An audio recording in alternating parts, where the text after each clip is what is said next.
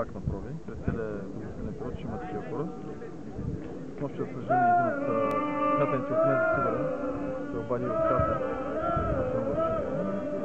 Няма да се разпознавам. Случват се те неща да случват, така че ще търсим още един човек. Кои са новите попълнения? Хората, които са подписали Павел Станев, вратар, Бока Каса, Васил Калянов, Поморе, Любчо Божинов от Около София, Адриан Олегов, Миньор Перник, Еманил Манев от Поморе, Елен Димов от Поморе. Това са хора, които подписват договори и утре ще подписват тренировки.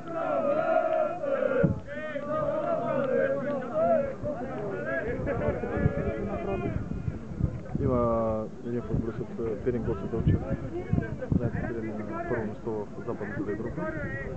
От Ботев Пловдив има футболист, Светли Асенов, и от Варна Николай Илиев. Това са хората, които са направили. А контролите? С кого ще играете? Кои са отговорените контроли?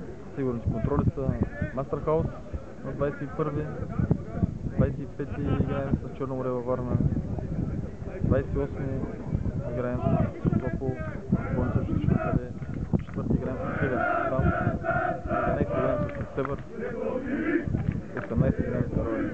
И оставаме за една дата, за една приятна игра на седмица, да му се получи силен отбор. И сега ще стане. Ангеле, сега не можеш да се оплачеш от липсата на материал. Твоя ще е задачата да направиш колектив и ансамбъл, който да изведе отбора. Всички футболисти и старите са тук, защото аз съм пожелал така. Отговорността е моя и работиме и действаме, надявам се да изпълним целта. Казах, че ви трябва още един футболист. Какъв пост е пак? Ляв външен. А какво става с Майкъл Тевия? Майкъл Тевия ще пристигне най-вероятно утре или другия. Майкъл Тевия има облегчение при него, ще плати се жена от тук. Най-вероятно получава, не най-вероятно, но получава постоянно пребиваващ, защото постоянно пребиваващ и няма да му трябват тези осложнения за работни визи и така нататък. Имате ли вече идея с кои ще се разделите от момчета, които са тук? Сега всички започват, аз това им казах с равен старт.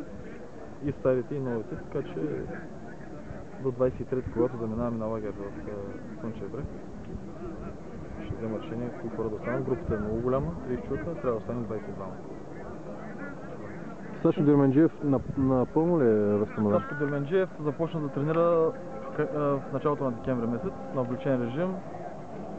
Неговият доктор, опериращ и нашия доктор, гарантираха, че 100% е готов, но аз мисля, че трябваше малко по-внимателно с него да се процедира, защото е изключително сложна операция, която е претърпял и надявам се Сашко да бъде този Сашко, който всички помнят. Емил Данчев също имаше проблеми с челюстта. Здрав. Здрав. Окей,